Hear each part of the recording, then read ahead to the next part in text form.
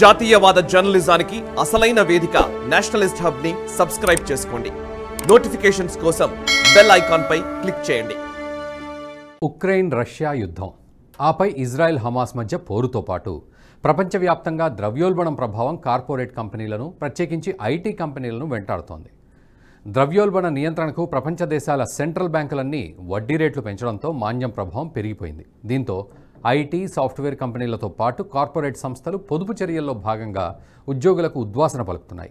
Microsoft ఆధీనంలోని LinkedIn సైతం engineering, product, talent, finance టీంలలో సుమారు 668 మంది ఉద్యోగులను తొలగిస్తున్నట్లు ప్రకటించింది. వరుసగా 2 ఏళ్లలో రెవెన్యూ గ్రోత్ తగ్గడంతో మైక్రోసాఫ్ట్ మరోమారు సంస్థ పునర్వ్యవస్థీకరణ చర్యలకు దిగింది. దీంతో ఉద్యోగుల ఉద్వాసన ప్రారంభమైంది. ఒక్క మైక్రోసాఫ్ట్, దాని అనుబంధ లింక్డ్ఇన్లో మాత్రమే ఈ దుస్థితి లేదు. భారత్లో పేరు పొందిన ఎడ్యుటెక్ స్టార్టప్ బైజూస్ తన బిజినెస్ పునర్వ్యవస్థీకరణలో భాగంగా 4000 నుంచి 5000 మంది ఉద్యోగులను ఇళ్లకు సాగనంపింది. ఐటీ పరిశ్రమల్లో ఉద్యోగాల కోత కొత్తేమీ కాదు. ఆశ్చర్యం అంతకన్నా కాదు. గత 2 ఏళ్లుగా అతిపెద్ద ఐటీ సంస్థలతో పాటు ఐటీ, సాఫ్ట్వేర్ సంస్థల్లో నిరంతరం ఉద్యోగుల ఉద్వాసన కొనసాగుతూనే ఉంది. ప్రతి గంటకు సగటున 23 మంది ఐటీ నిపుణులు ఉద్యోగాలు కోల్పోతున్నారని గణాంకాలు చెప్తున్నాయి. ఉద్యోగుల ఉద్వాసనపై ఏర్పాటైన layoffs.fyi అనే వెబ్సైట్ ప్రకారం ప్రపంచవ్యాప్తంగా 2120 టెక్ కంపెనీలు ఇప్పటివరకు 4,04,962 మంది ఉద్యోగులను తొలగించాయి. 2022లో 1061 టెక్ సంస్థలు, 1,64,769 మంది ఉద్యోగులు, 2023 ఈ నెల 13 వరకు 1,059 కంపెనీలు, 2,40,193 మంది ఉద్యోగులకు ఉద్వాసన పలికాయి. ప్రతిరోజు సగటున 555 మంది, ప్రతి గంటకు 23 మంది ఐటీ నిపుణులు నిరుద్యోగులవుతున్నారు. 2022లో మొదలైన ఉద్యోగాల ఉద్వాసన పర్వం 2023 ప్రారంభంలో గరిష్ట స్థాయికి దూసుకెళ్లింది. ఈ ఏడాది జనవరిలో గరిష్టంగా 89,554 మంది టెక్ నిపుణులు ఉద్యోగాలు కోల్పోయారు. ఇటీవలి కాలంలో కొన్ని నెలలుగా ఉద్యోగుల ఉద్వాసనలు తగ్గుముఖం పట్టాయి. ఆర్థిక మాంద్యం, పునర్వ్యవస్థీకరణ వల్ల గత జూన్లో 4,632 టెక్ నిపుణులు, ఉద్యోగులు ఇళ్లకు పరిమితమయ్యారు. మెటా, మైక్రోసాఫ్ట్ వంటి టెక్ దిగ్గజ సంస్థలు సహా టెక్నాలజీ పరిశ్రమలోని ప్రతి ఒక్కరి మీద ఆర్థిక మాంద్యం ప్రభావం చూపింది. టెక్ రంగంలో కొన్ని సెక్టార్లపై భారీగా ప్రభావం పడింది. ఈ ఏడాది రిటైల్ టెక్ రంగంలో 29,161 మంది, కన్జ్యూమర్ టెక్ రంగంలో 28,873 మంది ఉద్వాసనకు గురయ్యారు. ఇటీవల గేమింగ్ కంపెనీలు కూడా ఉద్యోగులను తొలగిస్తున్నాయి. Ascendant studios, Beamdog, Crystal Dynamics, Roblox, Blizzard, team 17, Naughty Dog, Niantic, Keywords వంటి సంస్థలు ఉద్యోగుల తొలగింపునకు ప్రణాళికలు రూపొందించాయి. ఇక హార్డ్వేర్ కంపెనీ, అందులో చిప్ల తయారీ సంస్థ క్వాల్కామ్, కాలిఫోర్నియాలోని 2 యూనిట్లలోనే 1,258 మంది ఉద్యోగుల ఉద్వాసనకు ప్లాన్ సిద్ధం చేశాయి. ఇంకా చైనాలిసిస్, ప్లెక్స్, సిస్కా, పి ఇన్సూరెన్స్ కూడా ఉద్యోగుల ఉద్వాసనకు పాల్పడ్డాయి. ఎపిక్ గేమ్స్ సంస్థ ఫార్నైట్ 16% ఉద్యోగులను తగ్గించుకునే ప్రణాళిక సిద్ధం చేసింది. భారత్తో ఎడ్యుటెక్ జైంట్ బైజూస్ ఒక్కటే ఉద్యోగుల లేఆఫ్స్కు మినహాయింపు కాదు.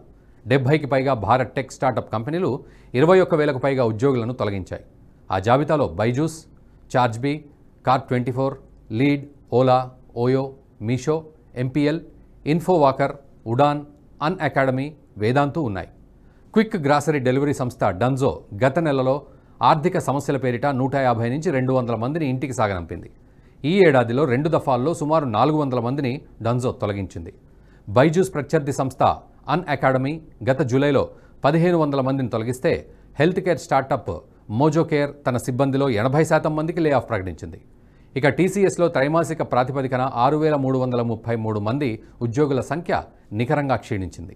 జూన్ త్రైమాసికంలో 6,15,318గా ఉన్న ఉద్యోగుల సంఖ్య సెప్టెంబర్ 30 నాటికి 6,08,985 వద్దకు చేరింది. వార్షిక ప్రాతిపదికన చూస్తే గత ఏడాది 6,16,171 ఉద్యోగులు 7,186 మంది తగ్గిపోయారు. తమ నియామక లక్ష్యాలను రీకాలిబ్రేషన్ చేయడం దీనికి కారణమని కంపెనీ తెలిపింది.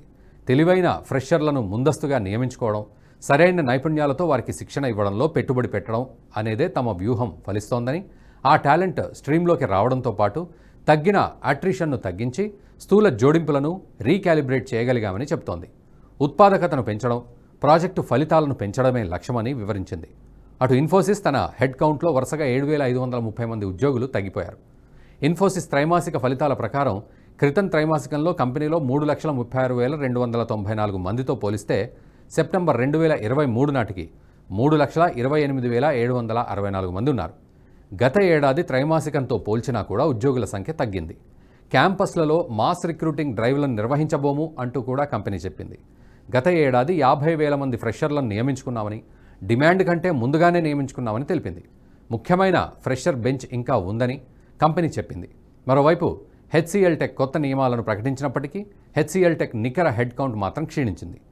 Q1లో కంపెనీ హెడ్ కౌంట్ 2,506 తగ్గక Q2 ఫైనాన్షియల్ ఇయర్ 24లో 2,299కి తగ్గింది.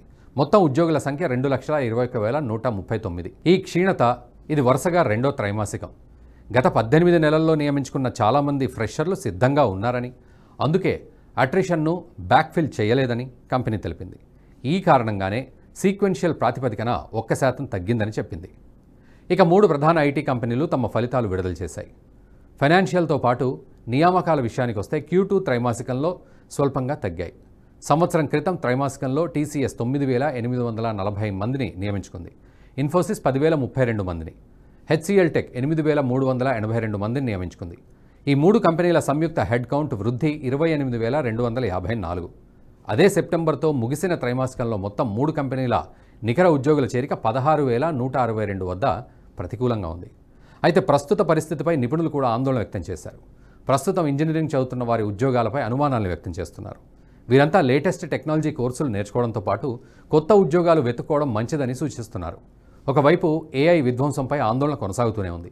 మరోవైపు జాబ్ మార్కెట్లో అనిశ్చితి వేలాది మందిని లేఆఫ్స్ ఆందోళనలో పడేస్తోంది. ముఖ్యంగా సంక్లిష్ట సమయాల్లో ముందుగా కాంట్రాక్ట్ ఉద్యోగులపై వేటు పడుతుందని, అత్యధిక రిస్క్ గ్రూపులో వారే ఉంటారని ఇండస్ట్రీ నిపుణులు అంటున్నారు. ఈ వీడియో మీకు నచ్చినట్టయితే లైక్ చేయండి, 10 మందికి షేర్ చేయండి. అలాగే కామెంట్ల రూపంలో మీ అభిప్రాయాలను మాతో పంచుకోండి. Nationalist hub group of channels ను సబ్స్క్రైబ్ చేసుకుని తెలుగునాట జాతీయవాద జర్నలిజాన్ని ప్రోత్సహించండి. ఈ వీడియో కింద ఉన్న బెల్ ఐకాన్ పై క్లిక్ చేయడం మర్చిపోవద్దు.